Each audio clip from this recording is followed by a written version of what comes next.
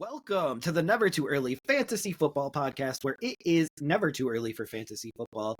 My name is Jeff. And I'm Alex. As always, thank you for downloading, listening, liking, and commenting on our podcast videos. Please join our community by subscribing to us on the socials. Our handle on all platforms is at N2E Fantasy. We're also available on all major podcasting apps by searching N2E Fantasy. Alex, what do we have on today's show? Today's show is going to be covering the AFC and NFC conference championship matchups. So we'll be talking about those. We're also going to talk about coaching news and other news around the league. And we're going to be talking a little bit about the Senior Bowl, just a few names to keep an eye on. We might talk about the Senior Bowl next week because it is on Saturday this week. So maybe we'll talk about risers and fallers a little bit.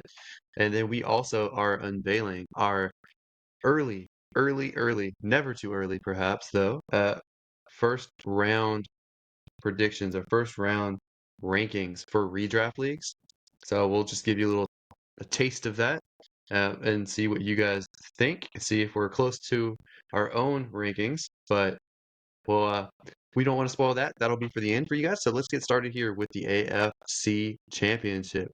Jeff, we both went with the Ravens in this one. I don't regret picking the Ravens. I know that the Ravens lost, but it was a close matchup. And honestly, I feel like the Ravens lost it more than the Chiefs won it. So what do you feel about the Ravens in this one? Do you feel like they just dropped the ball? Do you feel like maybe just Kansas City is too good to beat in the playoffs? What do you think happened in this matchup? I feel like the Ravens did not drop the ball. I feel like they forgot to run the ball with their running backs. And the fact that they had 6 running back carries, 2 Zay Flower carries, and 8 Lamar Jackson carries tells me that their spy injury of the Chiefs with Willie Gay really changed the Baltimore Ravens game plan going into this matchup, which was a mistake in the end because they got away from what they were good at. And they got too cute, in my opinion, because they took this Willie Gay injury and they saw what Josh Allen did against the Chiefs once Willie Gay was out, and they ran with that with Lamar, and it just it didn't feel right. It didn't feel like the Ravens. That's not so Raven, basically. Little callback to the 90s, early 2000s there. But the Chiefs have been playing great football down the stretch, so I don't want to take anything away from the Chiefs in this particular situation.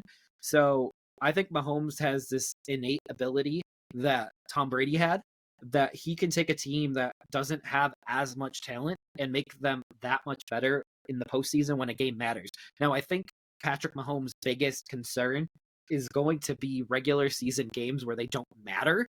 So I don't know if he can necessarily get motivated like he does for like these postseason games for those.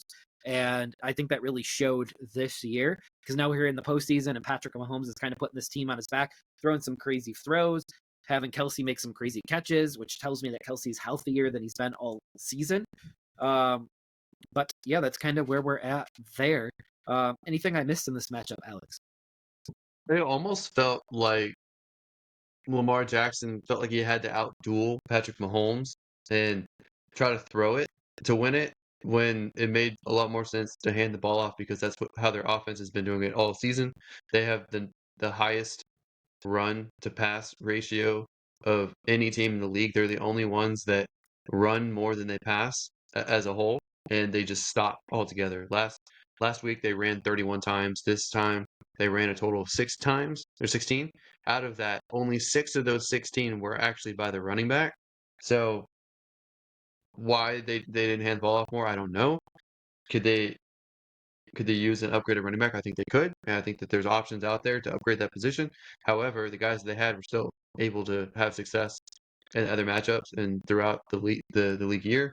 I don't know why they changed it up because I felt like that was a vulnerability in Kansas City's defense. Is whichever team was going to be able to run the ball was going to win that game, and they didn't even seem to try. And I know that there was a drop touchdown pass for Flowers, the rookie wide receiver. He dropped a touchdown pass, fumbled it into the end zone, which became a touchback, which turned the ball over. So not only did you lose the 6 points that the touchdown would bring you, you now turn the ball over to the other team. That wasn't good. Lamar Jackson also threw a horrible pick in the triple coverage. You can't do that. He also fumbled the ball and lost it. So Kansas City didn't turn the ball over. They won the turnover the turnover battle there. So that's ultimately what decided this game. So to me, it kind of feels like the Ravens should have won this game, and they lost it on every level. Bad play calling, abandoned the run, lost the turnover battle, and this is at home. This doesn't bode well for Lamar Jackson because he is 1-3 at home for playoff games. Like you should be winning at home. You should not be losing at home. I don't care who the opponent is. So uh, I'm not sure Lamar is ever going to win in the postseason. By win, I mean he's not going to win. Not going to win a Super Bowl. uh, I'm not sure how much of this game plan was Lamar Jackson focused versus how much of this was on the offensive coordinator, and that'll be interesting to see over the next several months because I'm assuming it'll leak out kind of what happened in this game. We'll see. He's got one legitimate wide receiver to throw to in Flowers, and then he's got two busts in Aguilar and Bateman, and then he's got one, hate to say it, but has been in Odell Beckham Jr. So 4 first-round wide receivers. Only one of them is worth rostering, and Mark Andrews just came back. He clearly wasn't fully healthy. So that's another thing that they're missing. Isaiah Likely is not the caliber that Mark Andrews was pre-injury. He even called for the ball on the triple covered interception. So he's the target that the interception happened on. So they need some improvements there, but they still should have won this game. I don't regret picking them, but I do regret how it played out. Yeah, I just it'll be interesting to see what happens next week when the Chiefs battle the winner of this next matchup that we're going to talk about, the Lions at the 49ers. Alex, this is a game where I got wrong and you got right, but but I looked pretty darn good going into halftime because it was a 24-3 lead at halftime, or was it a 24-7 lead at halftime? As And you longtime listeners know, I had money on the Lions preseason to make it to the Super Bowl to win the NFC. So I was pretty much feeling good either way because either Detroit wins, Jeff may be right, but I win money because that's who I bet on before the season started, or San Francisco wins. I was feeling pretty good about cashing in that bet at halftime. Had had a nice grande margarita, was feeling pretty good at halftime, and then all of a sudden San Francisco comes back in second half to crush that hope. But Jeff, go ahead. I'm sorry for that interlude. so it was 24-7 at half. And then the 49ers came out in the second half and outscored the Lions 27-7. And that was the biggest difference in the game, as this was a tale of two halves. Dan Campbell made some very questionable decisions in the third and fourth quarter, going forward on multiple fourth downs, and also running the ball late in the game with where he had to burn a timeout, which forced them at the end to go for an onside kick after their last touchdown. With that extra timeout, they probably still go for the onside kick, but there is a greater chance of them getting the ball back with a minute or so left. So Dan Campbell will be scrutinized for this. Execution was just as poor because some of those fourth downs were good play calls, just bad execution by the wide receiver, dropped by Josh Reynolds. Now, I know this is kind of where Alex and I disagree, and we've been arguing about this all week. I believe that CMC and Elijah Mitchell carried Brock Purdy here to the championship of the world. I don't know why we call it a world championship, but I've heard multiple former players call it a world championship, so we're just going to go with it. The Super Bowl is the best football team in the world.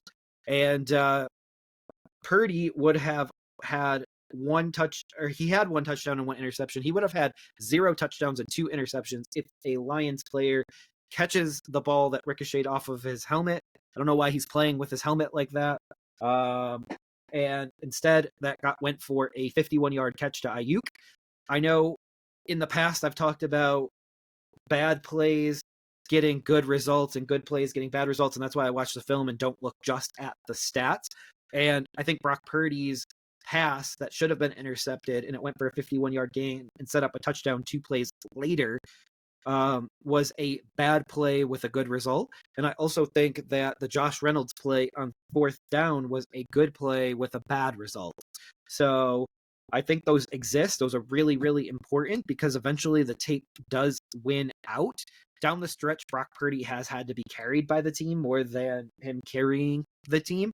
And it is a little bit alarming, especially with him going one-on-one with the most likely candidate to be the all-time quarterback GOAT. Like, I think there's a world where he passes Tom Brady in that. I think he's more talented than Tom Brady, Patrick Mahomes. But I think that Brock Purdy, Sam Darnold, I think they're pretty interchangeable at the quarterback position. I know, Alex, you want to rebut me on that, but I will say before you rebut me on that, Sam Darnold played with mostly backups in that Week 18 matchup. He looked the exact same as Brock Purdy, and Sam Darnold was drafted in the same draft class as Josh Allen and Lamar Jackson, and he's the first quarterback from that draft class to go to the Super Bowl. That's all I got on Sam Darnold. Who's starting that Super Bowl, Jeff? The guy that is getting paid $1 million a year, and the guy that you don't want to pay $50 million a year because that might mean Christian McCaffrey's off the team, or George Kittle's off the team, or Brandon Ayuk's off the team. And he can't function like that at all. He's not going to be a guy that rises all tides. So it's just not the way that Brock Purdy is. Okay, so, but before I go in on Brock Purdy, just want to be clear. If Brock Purdy threw the ball to Josh Reynolds, it would have been caught, right? Maybe. Because he's got a horseshoe up his backside. Brock Purdy's been a really good quarterback this year. He struggled around the time where he had a really bad concussion. And I know that over the last few weeks, though, he's had a couple balls that bounced in a favorable way. So it didn't end up being an interception. They ended up getting caught, and that's lucky in that regard. But that happens for a lot of quarterbacks. It's only being called out for Brock Purdy. It's not being called out for other quarterbacks in the league. I think that Josh Allen has more self-destructing plays than Brock Purdy does, but Brock Purdy has one or two that are really bad that people want to point out, but no one wants to point out passing to the fullback, Kyle Jesselnick on the side, where it's literally no one could get to it. It's a perfect throw. He was able to get to him where he could tightrope it on the sidelines. That's impressive. It's never pointed out that he actually can run. He actually looks good when he scrambles around as well. It's not just Lamar Jackson or Josh Allen or Hurts that can run with their feet. Purdy's capable of doing it as well. No one wants to give him credit for it. I think that Purdy, this is just his first full season starting. So he didn't even start for a full season last year. He took over as the fourth string quarterback last year and ended up getting the starting job. And I think he will get a payday. I think he will be the 49ers quarterback for the future. I think he's a better version of Dak Prescott. I think that he does more in the fourth quarter in the second half than Dak Prescott does. Look, he's going to the Super Bowl. Dak Prescott has a more talented defense. He has a more talented wide receiver than either wide receiver with the 49ers. The San Francisco 49ers? CeeDee Lamb is a better wide receiver than both of the guys with the 49ers. Now, you can say potentially the 49ers receiver core might be better because it's a little bit deeper, but their whole pass catching core is deeper. CeeDee Lamb is better as an individual receiver than anyone on that team. Now, Kittle is a better tight end than anything Dallas has as well. And I think that McCaffrey is way better than Pollard is at this point. So you can make those cases as well. That's just a think. Yeah. Okay. Everybody knows. Everybody knows, except for some weird people out there that probably like Pollard for some reason. But everybody knows, for the most part, that McCaffrey is a phenomenal running back and probably the best running back of the last couple decades. So I don't think you can say that that's not true. And I think you can even say, from me talking offline to you, that I think Kyle Shanahan's the best offensive mind, probably the best head coach in the league right now. I think that for what people thought Bill Belichick was, I think Kyle Shanahan actually is. He and his dad, their coaching tree has produced amazing coaches. Kyle Shanahan's system has always been productive. I think that they're always going to be competitive every year. I think he's a phenomenal coach. All of those things are true. However, Brock Purdy has been the best statistical performer at quarterback out of any of Kyle Shanahan's quarterbacks. So he is better than anyone else Kyle Shanahan has had to work with at this point already. It took Kirk Cousins took until the Shanahans were gone to actually show up and show those stats. He didn't put up the same kind of stats with them. Matt Schaub put up a whole bunch of stats in Houston one year with Kyle Shanahan as the offensive coordinator, but he wasn't nearly as efficient as Purdy is. So if Purdy didn't get a concussion, he would have probably pushed close to 5,000 yards through the air. That's So just I need to rewind here for a minute. So did Kirk Cousins play with the offensive talent that Brock Purdy is playing with right now? no, I don't think so. Did But he Schaub? also was Schaub had Andre Johnson. He had That's it though. oh, he had Owen Daniels, one of the best receiving tight ends at the time. He had Arian Foster. Yep. Arian Foster shone brightly for a few years, man. He He was one of did. the He top running did. backs in the league. He did, but he hit the cliff faster than I've ever seen someone hit the cliff before. He got an Achilles, right? I think the vegan diet destroyed him. You It's hear true. that, kids? Don't go vegan.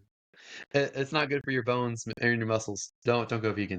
Anyway, he also had Dwayne Brown at left tackle, also one of the best left tackles of the past decade. So it's very comparable. I mean, obviously, I think 49ers are a little bit better than that, but I think Brock Purdy's good, and I think Brock Purdy is a lot better than Sam Darnold. Sam Darnold has a first round pedigree, but out of all the other quarterbacks drafted, he's a bust.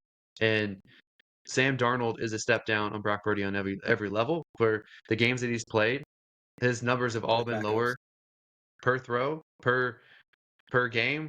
Everything's been lower. Like he got to play with the first string, but you're right. There's some backups. However, if he was the same caliber or better, he would be starting over Purdy, and that's just not going to be the case. Sam Darnold's a career backup for the rest of the time he's in the league. Yeah, And I don't see a world after last year where they would bring in any option last year and not give Purdy a shot. So I don't think that logic works exactly there because of what Purdy had done the year before and had won 17 or like 10-0 or something like that before he got injured. yeah, I think Purdy. I think Purdy's the guy, and they've already tried trading for a quarterback and Jimmy Garoppolo. That didn't work out. They tried trading up for a quarterback in the draft with Trey Lance. That didn't work out. Neither of those guys ended up being very good. Purdy, the last pick in last year's draft or the 2 years ago draft, Mr. Irrelevant, ended up being pretty phenomenal and doing exactly what Kyle needed. So maybe at some point they'll get a different quarterback. I think Purdy's the guy, and I think they're going to be rolling with him, just like Dallas is going to be stuck with Dak and rolling with Dak. Yeah, I would much rather have Dak because Dak's doing everything that he's doing on a high contract, and Purdy's doing everything that he's not doing on a low contract. So the talent only gets worse as the quarterback gets paid more. And I believe there's one last thing that I need to correct you on. The last month of the season was not that great for Purdy. It's kind of what made him fall out of the MVP conversation. His concussion happened in October. On Christmas, he threw 0 touchdowns and 4 interceptions, completing 56% of his balls against a good Baltimore defense, and that was by far the best team that they played that year. When they play good, well-rounded teams, he is not good. Green Bay, he only put up 252 and 1, and that's the team that allowed over 300 yards passing to Bryce Young, and the only team that allowed over 300 yards passing, Bryce Young.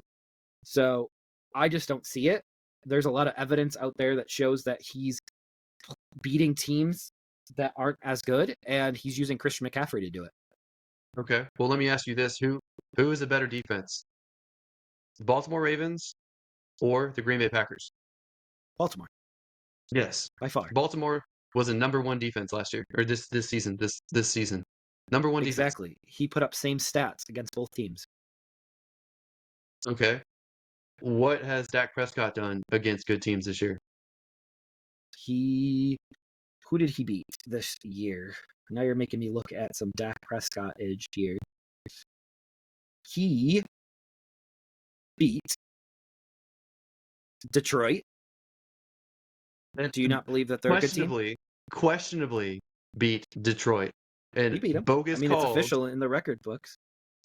Yeah, it's officially rigged. No, the officials screwed that game up. So no, that He is a beat your questionable beloved game, Seahawks. and it was my beloved Seahawks who gave them a run for their money and don't have a top defense. didn't make the They playoffs.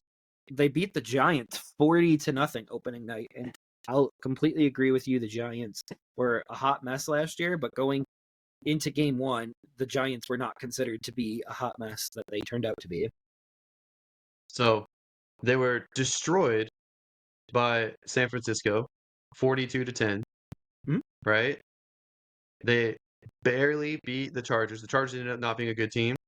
They did beat the Rams before the Rams actually turned their season around. Lost to Philly. Let's see Yep. here. Didn't play anyone good. Didn't play anyone good. Didn't play anyone good. Played someone that missed the playoffs. They did beat Philadelphia when they were on a downslope. Got destroyed by Buffalo. They lost to Miami. Beat Detroit over questionable officiating. Beat Washington. Lost horribly to Green Bay in their only playoff game. So, to me, if Dak is better than Purdy, Dak should have beaten Green Bay. So let's discuss this a little bit further, and then we can move on to the league news. But Purdy opened up with Pittsburgh, and they beat them 30-7, and that's when they had Kenny Pickett, Mr. One touchdown per game, nothing more, nothing less. They beat the Rams before they turned the corner. That's your words, not mine. They beat the Giants, that were miserable at that point. They only beat them 30-12, but the Cowboys beat them 40-0. Interesting there. They beat Arizona, who was starting Josh Dobbs at the time. They beat Arizona Dallas. also, yeah, Arizona beat Dallas, by the way. Yep. But that was their one quality win so far. They lost to Cleveland, and you're going to blame that on Brock Purdy's concussion, and that's totally fine. They lost to Minnesota. They lost to Cincinnati, and I believe, if I'm not mistaken, that was Joe Burrow's last game. So they did lose to a Joe Burrow team, so that's acceptable. But they beat the Jaguars, who didn't make the playoffs. They beat the Buccaneers, who were In the a fringe playoffs. team all year. They were a playoff team. They destroyed the Seahawks. They destroyed the Eagles. They destroyed the Seahawks again. They destroyed Arizona. And they lost to Baltimore on Monday night, where Purdy completed 56% of his ball. So when he faced a good defense, he just isn't able to live up to it. So that's what I'm saying. Like, he's not worth the big money because he's not going to pull a team over the good defenses. He's just not going to do that. And only the quarterbacks that can do that should get paid. They lost to the Rams, which really doesn't matter and doesn't count because they didn't start He didn't either play. starting quarterback. Purdy didn't I play. didn't count that one. Neither did Stafford. They beat Green Bay, who beat Dallas. They beat Detroit, who should have beaten Dallas. And now they're in the Super Bowl. So, honestly, I think that San Francisco's schedule was a lot tougher than Dallas's schedule. Pretty comparable. I mean, they have Seattle, Arizona, which are like gimmies this year for them. Okay. Pittsburgh, playoff team. Pittsburgh, playoff team. But Rams, at that point, team. were they? Dallas, playoff team. Cleveland, playoff team. Minnesota, borderline. Cincinnati, borderline. Jacksonville, almost made it, borderline. Tampa made it, playoff team. Seattle, borderline, barely missed it. Philadelphia, playoff team. Baltimore, playoff team. Rams, playoff team. Green Bay, playoff team. Detroit, playoff team. I don't know, man. Pretty tough schedule. Yeah, except for the best teams, he didn't show up. So we'll see what happens next week. You know how I feel about Detroit. You know how I feel about Green Bay. Green Bay is starting a first-year starter right now. Detroit doesn't have the coach right now to kind of win the games that they need to win. And that was very, very, very evident with Dan Campbell's play calling. There's a difference between aggressive and reckless, and he crossed into the reckless realm. But they could have very easily lost that game, too, last week. Oh, right. I think that neither one of us is going to sway the other on our Brock Purdy opinions. We will break down the Super Bowl in our next episode. So we'll get a week to kind of think about what Mahomes versus the 49ers looks like. And Alex, do you want to get us kicked off with some league news? Oh, first we can get kick-started with one of your positive news. So Panthers hired Dave Canales as their head coach. He was the Buccaneers offensive coordinator. He is responsible for making Geno Smith have a career year 2 years ago. And this year, he's responsible for rehabbing Baker Mayfield, which is someone that your Panthers are familiar with because Baker was a quarterback they tried to use last year. It didn't work well. So it's very attractive to hire a guy who made him look good so he can tell you how he maximized it, and he can maximize Bryce Young. He's the guy that you need to try to help Bryce Young get back on track and to live up to his potential. He's a very creative play caller. He is going to help you guys build up. You got him for a 6-year deal. He wasn't someone you were initially excited about, but over the last week or two, you've started to get excited about him, Jeff. So, what is it that you like about him, and why have you changed your tune? And is this a good hire? Yeah, it absolutely is a good hire. He is going to be calling the play calls. He's got 6-year contract going into this, which tells me that Tepper's committed to him. It also tells me that they're going to be running the Canales system, whatever that is. It looks like the offensive coordinator that they just hired is going to be basically an OC in name only. So Brad Idzik is going to be, he's coming over from the Buccaneers as well. So there is some sort of continuity on that level. But he's going to come over and call the Canales offense, and that's going to be great because, as we've discussed previously, about every 3 years, teams cycle through one offensive coordinator. So once Brad Idzik goes to a new team or is let go for whatever reason, we get to keep going with the Canales system as long as it is successful. This is going to be a good hire for the Carolina Panthers long term. Okay. I really like it. I think he was one of my top guys that I was looking at, so I'm happy for you guys, and I'm just glad that you guys didn't steal away one of the Texans coaches. So hopefully it's a brighter 2024 season for you guys. Yeah, and we're going to have to go against a division rival that hired a new head coach themselves and a new offensive coordinator, and Raheem Morris and Zach Robinson. And I'm going to let you, Alex, get kicked off with talking about them because I believe you know a little bit more about Raheem Morris and Zach Robinson than I do. So Raheem Morris got his first head coaching job with the Buccaneers, and that was when they drafted Jameis Winston. Didn't work out well for him. It kind of flamed out, but he's been a very good defensive coordinator, very good defensive mind. He was on the Falcons defensive staff before, so this is kind of a return for him. He recently was with the Los Angeles Rams as their defensive coordinator. I think he's matured a lot. I think he actually spent a season as an offensive coach to kind of learn the other side of the ball a little bit better. So I think that coming from the Rams organization and gone through the experiences that he's had since the last time he was a head coach, I think he'll be better this time around. And he's bringing over the Rams passing game coordinator who has had success with Cooper Kupp and Puka Nacua and working with Matthew Stafford. So Zach Robinson, who is a former quarterback himself, I think that he will help get Atlanta's offense back on track with Drake London, who should be a really good wide receiver. Hasn't really had the opportunity with Arthur Smith as the head coach, so now this change should help him. Kyle Pitts, this should help him as well as getting healthy. He's played hurt all year this year. I think that Bijan Robinson's going to get a lot more pass work, so I would expect them to improve. And they're going to have to find a quarterback now because that is something that they need to be successful. It's not the move that I thought that Atlanta was going to make, but the way that it played out, it's not necessarily a bad move. Yeah, you know how I feel about hiring on the defensive side of the ball. And we're kind of at a spot right now where you're expecting a defensive guy to be able to help the offense out. And that might be a little bit too much of a tall task. Let's say Zach Robinson is decent and good. He's going to get a head coaching gig and in relative short order. So where does Raheem Morris go at that point when that happens? We'll just keep poaching guys off of the Rams or the Shanahan tree. Yeah, I mean, eventually you're going to get a bad apple, though. Sure. Honestly, I think all they need to do is maybe get a veteran quarterback, maybe someone like a Kirk Cousins, and I think that they should start running the ball in a more effective manner and pass their actual good weapons. Jeff, do you think that Kirk Cousins or someone like Carson Wentz or Gardner Minshew could make their way over to Atlanta and be good?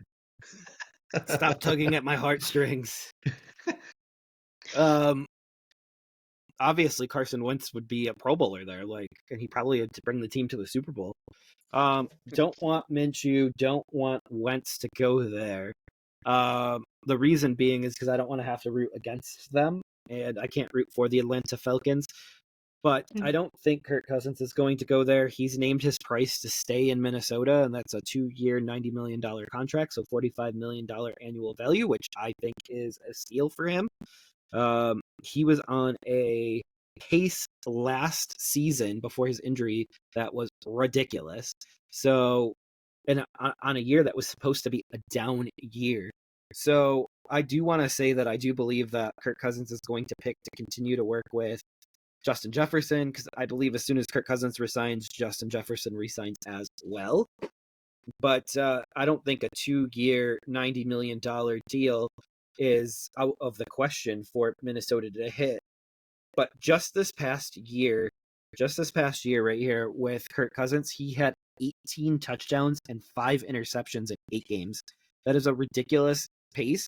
That would have been like 37, 38 touchdowns and about 10 or 11 picks in a stretched out 17 game season if he would have made it 17 games without and didn't rupture his Achilles. And to have that in what was projected to be a down year, that would have been pretty ridiculous to me. I agree. We can move on to the next head coaching hire, and Michigan head coach Jim Harbaugh officially likes the colors blue and yellow. He has agreed to become the Chargers' new head coach. The highest paid of the offseason, $16 million per year is what's being said. I think it's a really good hire for the Chargers. I think that him going there will help them turn their team around. I thought he might go to somewhere else, but that job didn't even open. So I think it's probably the best situation for him right now. But Jeff, you are more excited about this. You like Justin Herbert a lot, and you like this landing spot for him. So what do you think about Harbaugh being there? So Justin Herbert is going to be my quarterback 1 this year. No, I'm just kidding about that. But I think that Jim Harbaugh is a very, very, very good hire. I don't know if you've mentioned yet, but the Chargers also hired a GM from Baltimore, John Harbaugh, Jim Harbaugh's brother's team. So I think there's going to be some really good chemistry there. And I think Jim is going to get a lot of personnel say, which I don't need him to have the end personnel say, but I need him to have a good chunk, especially as he knows college players, considering he just came from the last, what has it been, 6, 7, 8, 9, 10 years that he's been in college. And I just believe that they should give him some free reign here, especially on the draft side of the house, because I know that he's recruited a lot of these players. He has seen a lot of these players play, and he's probably even recruited some guys that aren't even in college yet. I don't know how early they do that or how early they start scouting some premier high school talent, but there could be a good 3, 4, 5 year run where Jim Harbaugh has a leg up on everyone because he knows the college talent a little bit better. So I kind of would like to see the Chargers lean into that. And then as he ages, I would like to see Ports get some more power inside of the organization. But I know that typically doesn't work like that over time. Typically, the head coach gains more power, especially if they start with it. So I think Harbaugh is going to bring balance back to the Chargers offense. I think that through his 9 years at Michigan, through his time as the San Francisco head coach, he is, and when he was the head coach of Stanford as well, he's never had a quarterback throw for over 3,500 yards in a season. So it's hard for me to imagine that Justin Herbert, as good as he is going to have the fantasy year that everyone thinks he's going to have. Um, but that being said, yes, he played with Stanford Andrew Luck and not pro Andrew Luck, but he's never really had someone at this stage that has actually been as talented as Justin Herbert, and he reportedly loves Justin Herbert as a quarterback. So maybe he would be more agreeable to being more on the passing side, have a higher pass ratio. I don't know. I don't know, but I don't think that we should just say that Justin Herbert's going to put up the stats. I think he'll be more efficient. I think the offense will be more balanced. I think they'll win more games. I think they'll make the playoffs. But I don't know if this will be the pass happy offense that people seem to think it will be. Yeah, I mean, we'll see. I think they're going to lean into their strengths, and their main strength right now is Justin Herbert. And this is going to be where Justin Herbert takes another step forward. And we'll see what comes of that. But I do believe that Justin Herbert will take another step forward this upcoming year. All right. Well, speaking of the Chargers, now that Harbaugh's in town, Kellen Moore is on his way out, and he has gone to the Philadelphia Eagles. So he will get another 2 chances to stick it to the Cowboys. Uh, right now, we don't know if he was the problem with the Chargers offense or if it's just so many injuries and just getting snake bit. He'll have a chance to help fix Jalen Hurts in that offense. So I think this move right here is a make or break move for Nick Sirianni to remain head coach for the Eagles. So if this works out, Nick Sirianni is probably going to keep his job as head coach. If it doesn't, both these guys, both Sirianni and Kellen Moore, are going to be gone. Jeff, do you think that's about right? Yeah, I do believe that that is right, but he is entering hostile territory. I don't really even know how to put it. It's just, it feels like elementary school. And I don't really know if Kellen Moore is doing himself any favors, setting him up for success with Sirianni, because Sirianni could be one and done, and Kellen Moore could be back where he was with the Chargers, back on the street again next year. It doesn't seem like he's even being considered for head coaching jobs at this present time. Um, Obviously now he's with the Eagles, but I don't believe that he was even considered before that, and that's a huge step down from last year. And the other thing is let's say Sirianni gets fired midseason, he's the interim most likely head coach that comes out of that. But he did get passed over for that last year by the Chargers. So just a lot of interesting little tidbits. I don't really know how to read Kellen Moore at this present time because he did leave Dallas, and Dallas did get better on the offensive side of the ball. And he went to the Chargers, and the Chargers got worse on the offensive side of the ball. I don't know if that's a coincidence or how to read that exactly. I'm not sure the Cowboys got worse on the offensive side of the ball. The Cowboys offense changed. The ball was being spread out. The run game was a little bit better with Kellen Moore, surprisingly enough. They had Zeke though too in town. The Cowboys receivers this year, CeeDee Lamb blew up because he was basically the only one being targeted. So the change has just been to focus on the star player, whereas Kellen Moore's offense, they spread the ball out a little bit more. I mean, that's not exactly true considering how many targets and catches Keenan Allen got this year. But a lot of that's because Mike Williams got hurt early on in the year, and it's because their tight end struggled with injuries. It's because Quentin Johnston just drops balls, so why would you throw to him if he's just going to drop the ball? Trey Palmer, he got hurt. So they had lots of injuries, as well as Herbert finally got hurt, and backups typically lock into star players as well. So Eckler didn't do much this year, kind of had a pretty bad down year for him. All right, and lastly, on the coaching news here, Ben Johnson and Bobby Slowick stay put.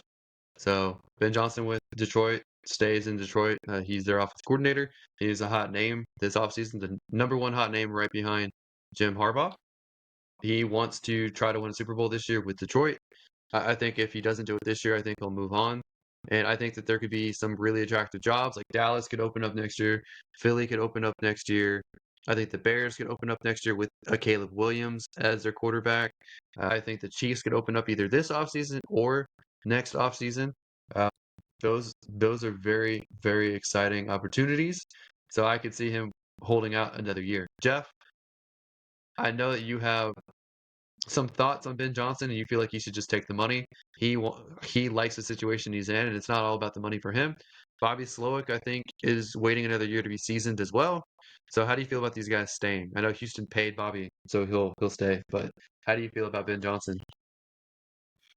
So I will start with Bobby Slowick here for a second. It's a great call for Houston to just pay the guy, keep him around.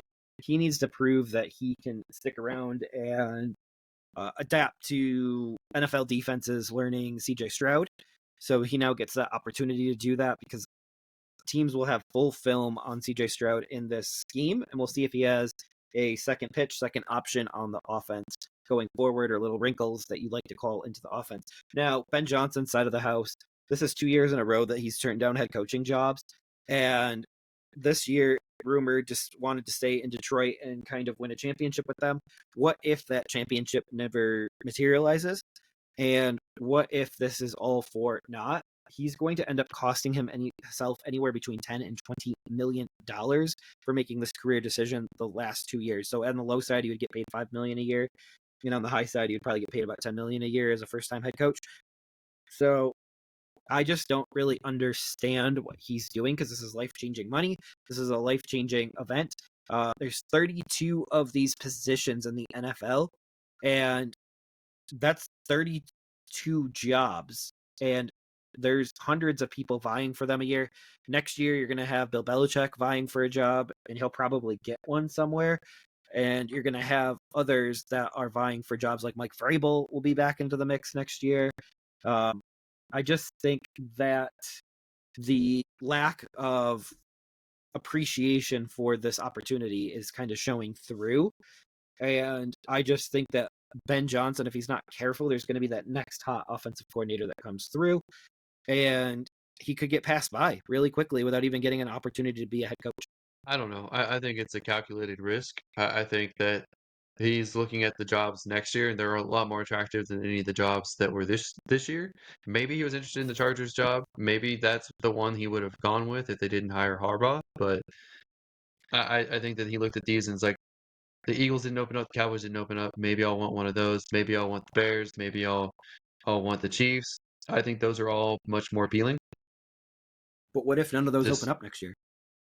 then he can continue to stay with the Lions and he can build up his coaching career saying, look at the offense that I've built. I've done this consistently for 2, 3, 4 years now. I don't think that that is a bad way to go about it. He's still very young. And honestly, if he took a job now, if he got paid 10 million for whatever the contract was, 5 years. and he got fired 2 years in because the GM was bad, the owner meddled, the roster talent was bad, he got blamed for it because he's the head coach. He might never get a head coaching job that way.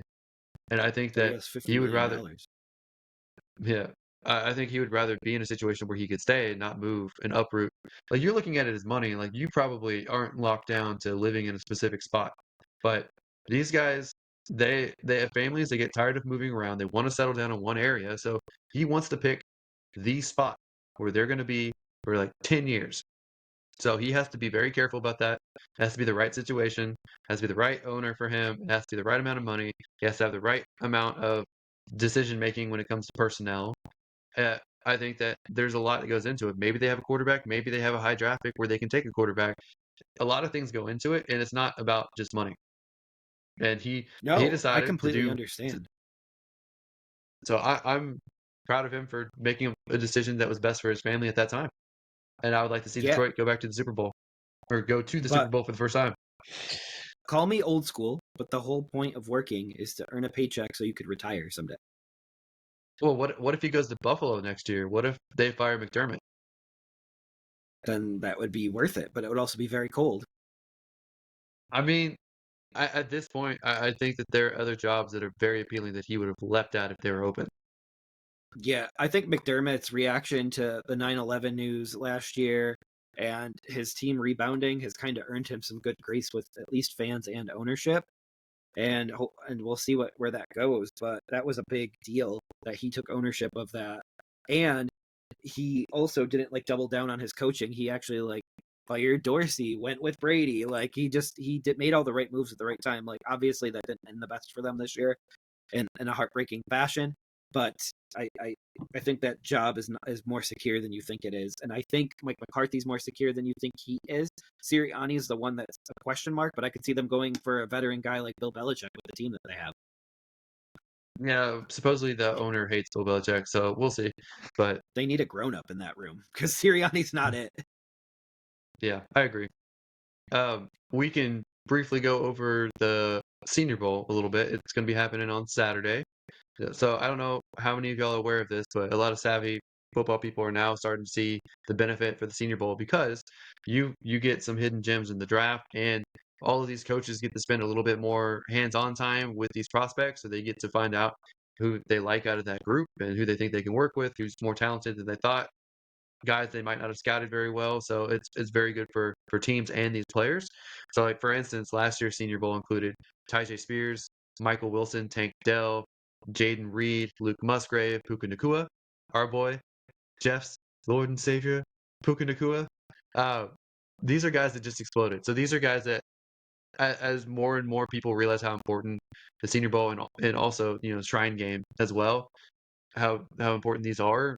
These guys are all going to start shooting up draft boards. The guys that do well in the week of practice, the guys that perform well in the games, they're going to shoot up the draft board and they're going to be focal points on their teams. So the guys who I'm excited to see, and we'll hear about more people that show up. The two quarterbacks that are the most noteworthy are Michael Penix from Washington and Bo Nix from Oregon. Those are the Good two boy. guys that are high profile that might go in the first round. And then running backs, we have Rasheen Ali, we have Jalen Bright from Tennessee. We also have the USC running back as well.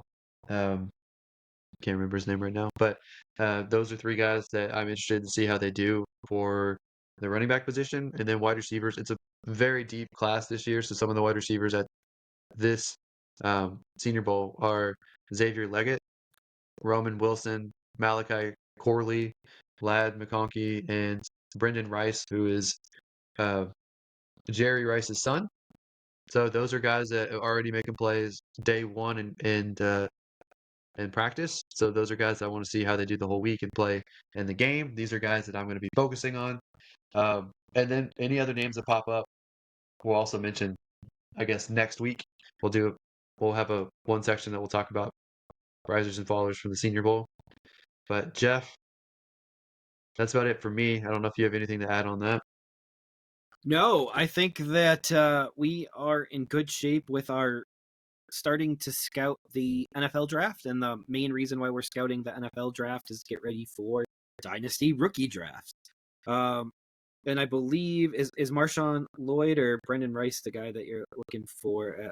Actually, it's Marshawn Lloyd at running Yeah, back for Marshawn, USC. the We USC got running another back. Yep. we got another Marshawn entering the Yeah. NFL. Beast Mode All Part right. 2. Maybe. All right, Jeff. We've got our top 12 redraft rankings. So basically, first round as of January 30th. Do you want to go first, or do you want me to go first? So I think so. I'll let you go ahead first and announce your first overall pick, and then I will just make fun of you for it. I doubt it because we haven't looked at either of ours. We kept it a secret, but I'm pretty sure we'll have the same first one, and that is Christian McCaffrey, running back, San Francisco. Jeff, Oh boy, I am did you go also different? going with CMC at 101. I just think that having the advantage at running back is so huge, and Christian McCaffrey is that advantage at running back. There's a ton of wide receivers that you can pick over the next few rounds. So if you start with Christian McCaffrey and go receiver in the second and third, you're going to be golden as long as you pick the right receivers, because CMC is always a good pick. All right. My second overall is a return of Justin Jefferson. The number one receiver changes every year. I don't think it's going to be Tyreek Hill again. I don't think it's going to be CeeDee Lamb. I think Justin Jefferson fully healthy, Kirk Cousins fully healthy. I think Justin Jefferson is the wide receiver one, and I think he's the second overall pick for me. Jeff, how do you feel about this? So also for my number 2 is Justin Jefferson. I believe he returns to form. I believe that he has Kirk Cousins. He is the first wide receiver that I want off of the free agency pile once redraft leagues start. Let's see. Let's see what's next. All right, number 3 for me is CeeDee Lamb. Until they get another target to spread the ball out to, I think he's going to be heavily peppered, and I think I think that he's just going to get a sheerly high volume of targets, and that makes him competitive. Jeff, do you have someone different, or are we 3 for 3? This is going to be our first difference. I'm going to go with Tyreek, who's equally highly targeted and 95% faster than CeeDee Lamb. 95% faster. I think it's really probably 5% faster, but that 5% means everything. Yeah. I actually have Tyreek Hill at 4. I think that you can make a case to interchange those past 3, depending on your preference. I think Justin Jefferson's the best all around. I think CeeDee Lamb's a really good slot receiver that also can go outside. I think Tyreek Hill is a burner. For me, Tyreek Hill in standard scoring leagues, I think Tyreek Hill would be the highest of the 3 for me. But in PPR and half PPR, I think that he's the 3rd wide receiver. I don't trust Tua. They're probably going to keep Tua. They're probably going to extend Tua. I think teams have started to figure out this offense, and as good as Hill is, I just don't think he's the number 1 receiver or number 2. I think he's the 3rd of those 3. All right, and I'm going to flip-flop what you just did, and I'm going to go CeeDee Lamb, and I would take him the 3rd wide receiver, 4th overall in the 2024 draft as of right now. And I don't really think there's too much that could sway me other than Jefferson getting a really bad quarterback out of my top 4 so far. All right.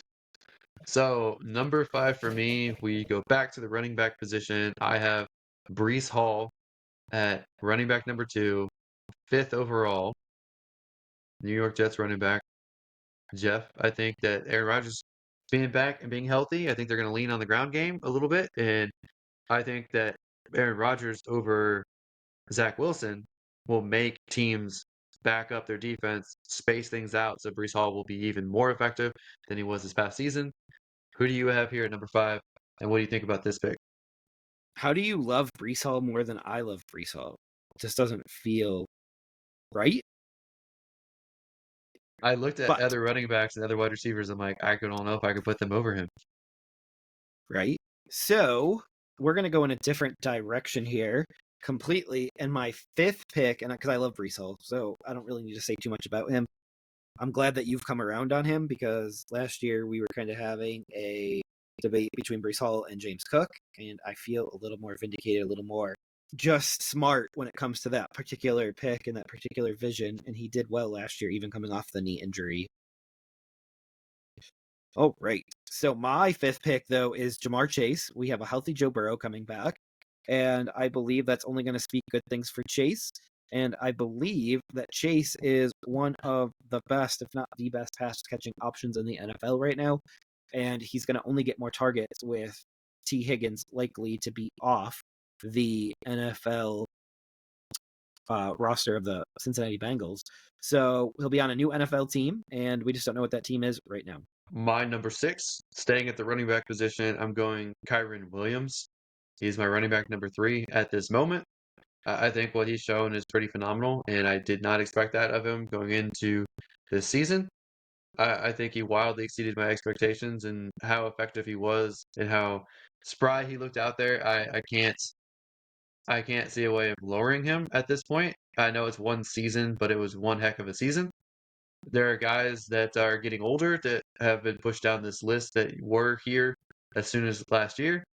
I just I can't put them over him, so they're further down the list. Jeff, how do you feel about Kyren Williams here, and who do you have at 6?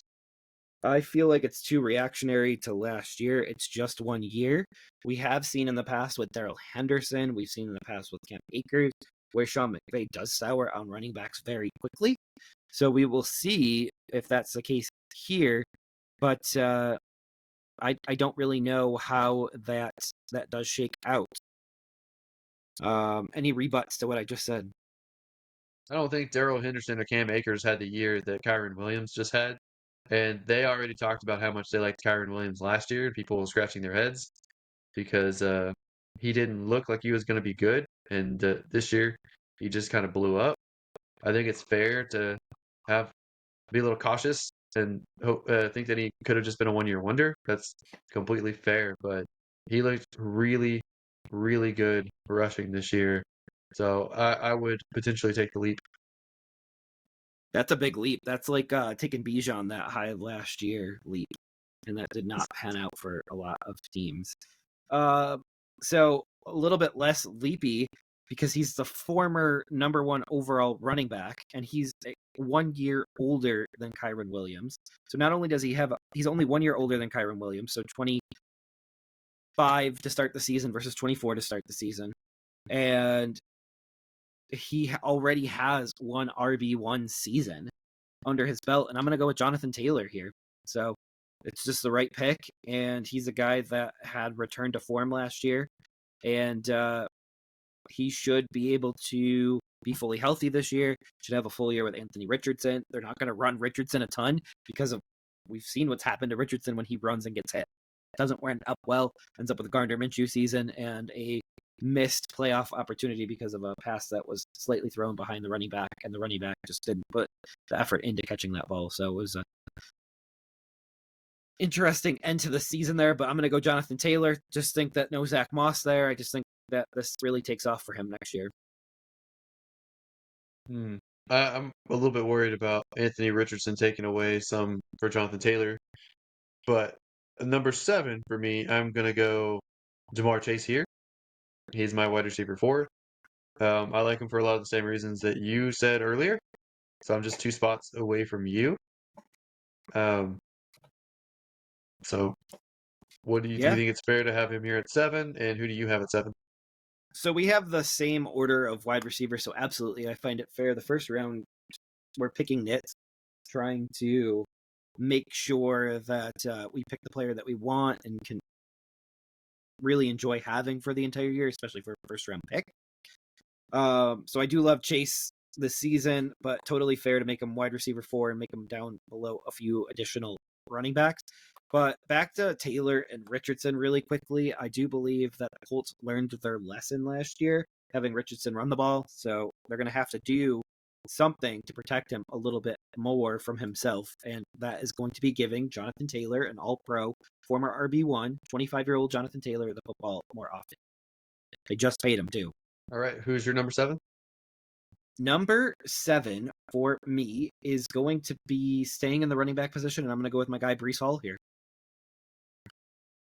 What's interesting about this first round, though, before I break down anything about Breece, is that by the time I get to the 7th pick, Breece Hall might already be gone, so I might only get a shot at Jonathan Taylor, my 6th player, like kind of the same players, different order type of deal. But Breece Hall, for all the reasons that you said, more open offense. Aaron Rodgers should play more than 4 snaps this year. Hopefully he does. I mean, the NFL's better with better quarterback play. So, and we know that he doesn't mind passing to a back either. We've seen that with Aaron Jones in the past. So really hope to see that continue for Breece Hall. All right. My number 8 overall player here, and that is Bijan Robinson. I think, hallelujah, Arthur Smith is gone.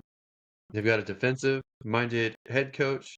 They've got an offensive coordinator from a really good offensive team with the Rams. So I think that Bijan should get used more both on the ground because they have a defensive-minded head coach, and through the air because they hired a passing game coordinator to be the offensive coordinator. So Bijan should finally get the touches that he should have gotten this past season as a rookie. I like him. He's my number 4 running back, and I'm excited for him to potentially have a really good season. Jeff, who do you have at 8, and what do you think of Bijan here? I could absolutely see Bijan go that early. I'm not personally going to go the Bijan route. Saw it last year. He fumbles a bunch. I don't know if it's him or if it was the offense that was called last year, but I'm going to hedge my bets a little bit on that one and go with a more sure item here. So before I announce my 8th pick, let me ask you a question. Do you believe this year at quarterback, the Las Vegas Raiders will be better than they were this year, regardless if it's O'Connell getting year 2 or them going out and finding a quarterback? Do you think the overall quarterback play will be better? Yes. So with the 8th pick, I'm going to go Devontae Adams, who finished wide receiver 11 with that abysmal quarterback play this year. And there is always a potential that he gets traded to the Jets. And if he gets traded to the Jets, then he would obviously reconnect with his buddy Aaron Rodgers. But prior to his wide receiver 11 season this year, he was wide receiver 2 and was wide receiver 3 in the previous 2 seasons. So I can't kick him down that far because of one season with very abysmal quarterback play, at least to start off the year. So for me, they have a defensive-minded head coach. We don't know who their offensive coordinator is yet. I think that they're going to want to lean on the run game more. So The quarterback play is going to be more efficient. I think they won't pass nearly as much, though. So Adams has to share with Myers and Mayer, the tight end, potentially the running back position. I don't know if he'll ever put up the top 5 numbers that we're used to. So I would just be a little He's going to cautious be the there. number one option. I don't He'll know, man. always be the first read. Maybe, but I don't know if it'll be enough. So that's just my concern. At Even on a number, run-heavy team, there still needs to be passing touchdowns and passing catches. And I just think Adams is a touchdown magnet and will continue to do that this year. I think there's a decent chance he doesn't finish as a wide receiver 1. Okay. Well, he's done it the last 3 years with 3 different quarterbacks. So I'm not that worried. Barely did it this year. Barely. And it's just because Aiden O'Connell's a gunslinger. If it was Jimmy G all year, he definitely wouldn't have gotten a Okay. top wide receiver finish. So Anyway, that proves that it's quarterback play and not him.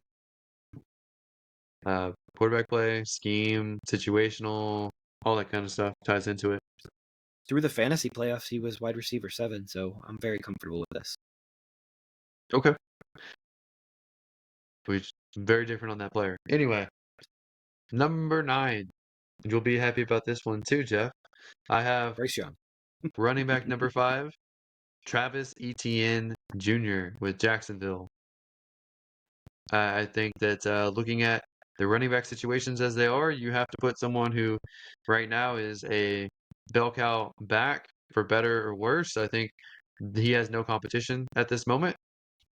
So he catches the ball, he runs with the ball. I think you have to put him in there. And yeah, I don't have anything else to add to that. Yeah, so I completely agree with you that he deserves to be a top running back.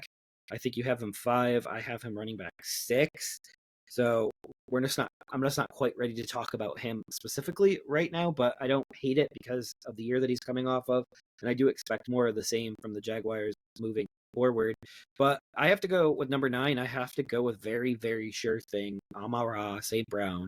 And I have to go with him because he has consistently performed at the level of a wide receiver 1.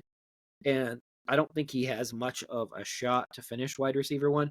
But this year he finished wide receiver 3, the year before wide receiver 8, year before wide receiver 21. He just keeps moving up the boards. And so wide receiver 6 feels like wide receiver 6 and pick 9 overall feels like a very fair spot. And as you can see, I went wide receiver heavy in the beginning of this draft.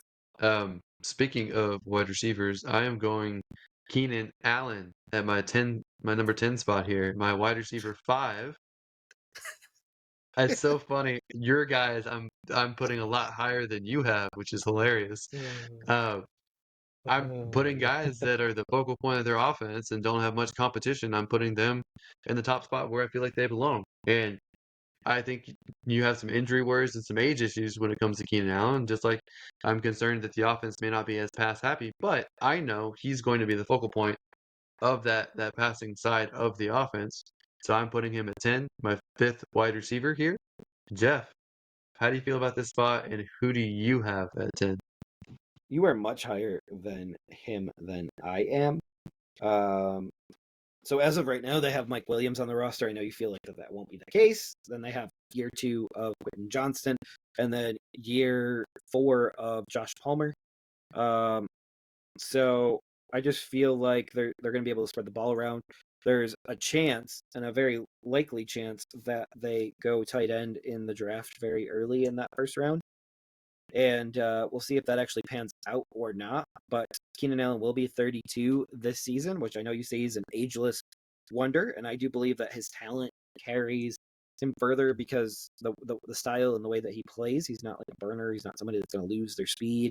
But for me, he ended up cashing in at wide receiver 13, actually wide receiver 12, and basically what that looks like is he is the last receiver of the wide receiver 1s for me, but I do believe he's a wide receiver 1 still. So I got him in the 3rd round right now, and he's my player. And you're very down on the Chargers passing offense overall, and he's a first rounder for you. Yeah, well, I think he's the only one that is worth it in the entire offense. So Palmer, I think, is a role player. Quentin Johnson, I think, has a high chance of ending up as a bust. I mean, I hope for his sake that he improves this coming season, but I didn't like him as a prospect. I don't think he fits the team. I don't think that he's a good receiver. Maybe he'll grow. I don't know. Mike Williams, I like, but he also has injury issues, and they might move on from him, which would mean Keenan Allen's the sole really good receiving option. I think Eckler probably is gone, or if he stays, he's inefficient. Maybe they go Brock Bowers at the tight end position in the draft. Maybe they take one of these highly rated wide receivers and help out. Either way, I think Keenan Allen, the vet, the trusty safety blanket, the guy that Herbert can always rely on, is the one that's going to get the most stats. Um, that can change in 3 months. That can change in 6 months. We'll see. This is our first stab at rankings, and we can always update it, but this is how I feel right now. Yeah, we'll see if the Chargers give Mike Williams his age 30 season. So we'll see if that's the case. I can't believe he's stuck with one team over all 7 seasons with the Chargers. So, all right. So we're going to go into my 10th pick right now. And we are going to go back to the running back position, and we're going to go Bijan Robinson here. Because I do believe that he has a decent year this year. But you're a little bit higher than I am on him. Yep. I think that's fair. I mean, it's only a couple spots from each other, so I Yeah. think it's fair. My number 11 is Amon-Ra St. Brown. I like him for all the same reasons that you did.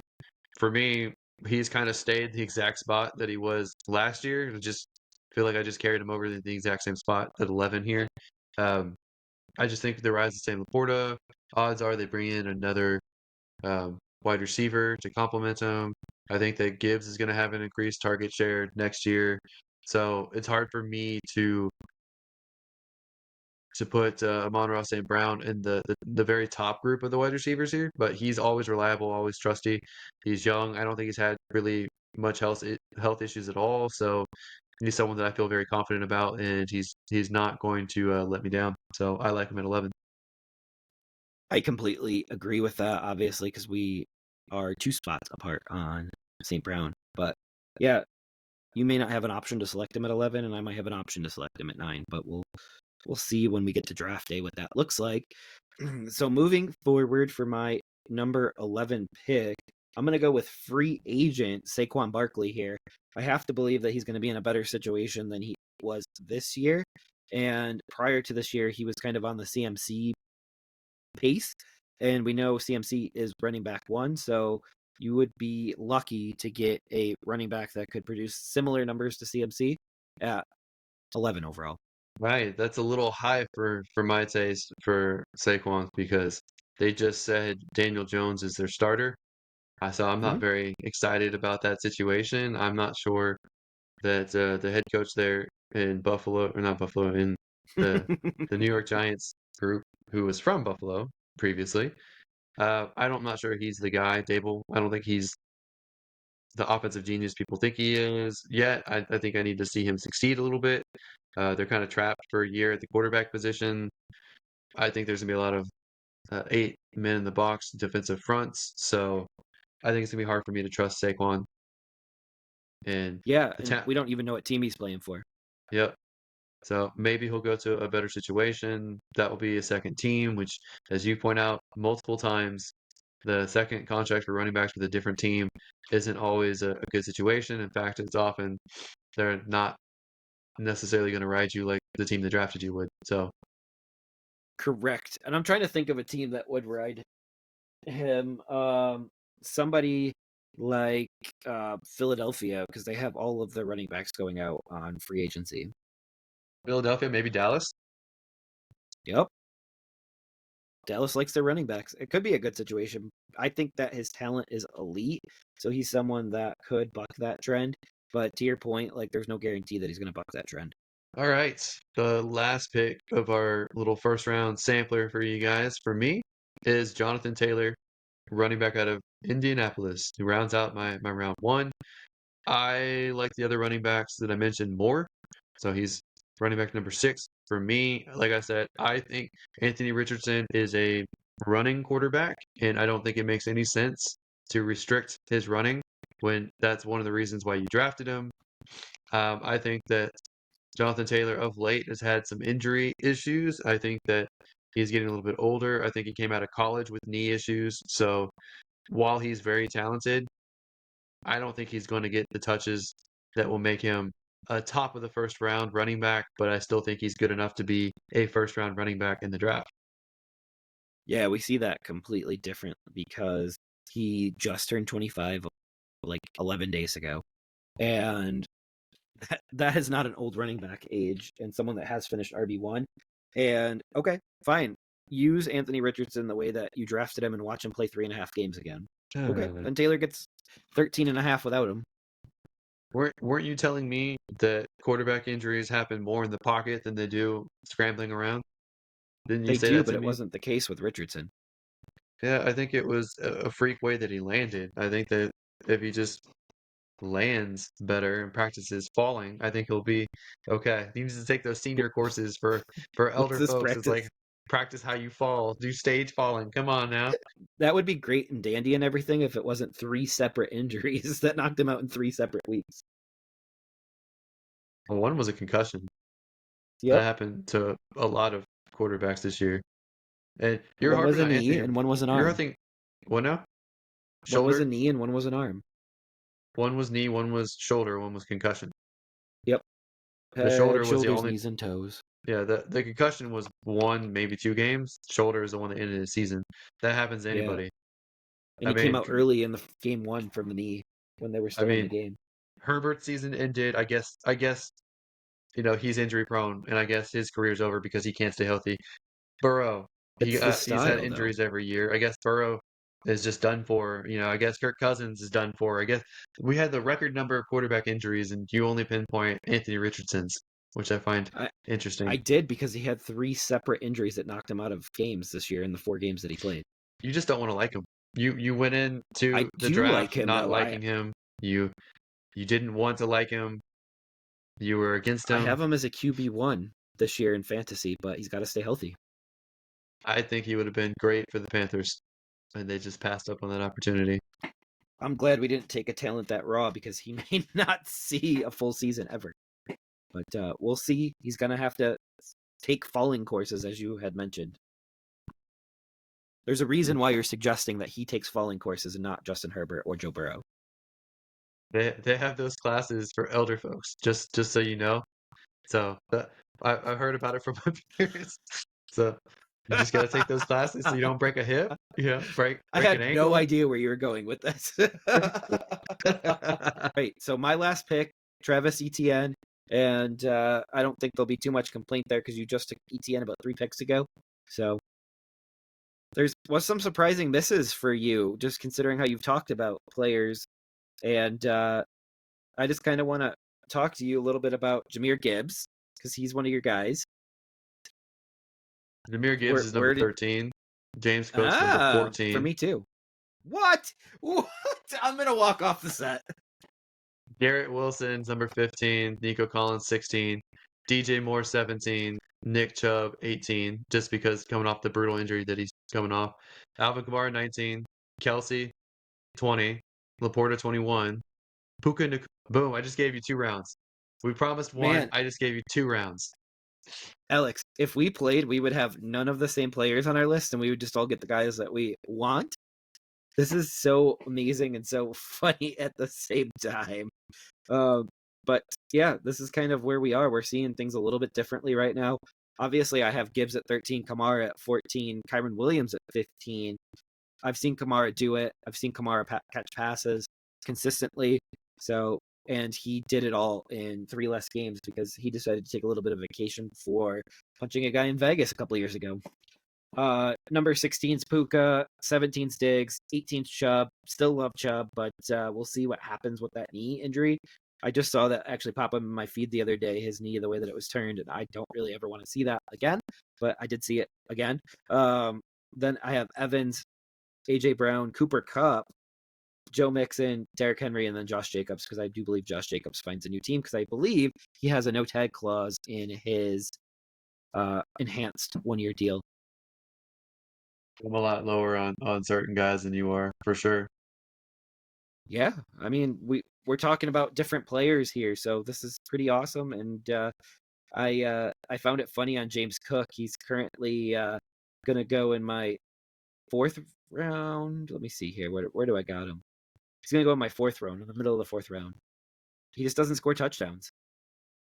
He finished RB11 and played in every game this year, I don't know. I think his role keeps expanding every season.